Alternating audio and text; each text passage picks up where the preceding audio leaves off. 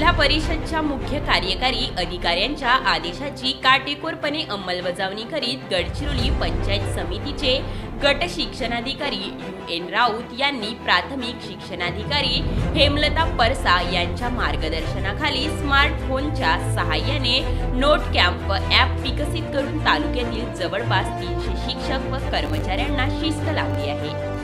गडचिरोली पंचायत समिती अंतर्गत जिल्हा परिषदेच्या 102 प्राथमिक व उच्च प्राथमिक शाळा आहेत। या शाळांमध्ये 300च्या आसपास शिक्षक आहेत। याशिवाय शिक्षण विस्तार अधिकारी, केंद्र प्रमुख, मुख्याध्यापक, शिक्षक तसेच गटसाधन केंद्राचे कर्मचारी कार्यरत आहेत। या सर्व कर्मचाऱ्यांना सकाळी शाळा व आस्थापनेच्या ठिकाणी कर्तव्यावर पोहोचल्यावर तसेच सुट्टीच्या वेळी निघताना नोट कॅम्पमध्ये लोकेशनसह अपलोड करणे आवश्यक आहे।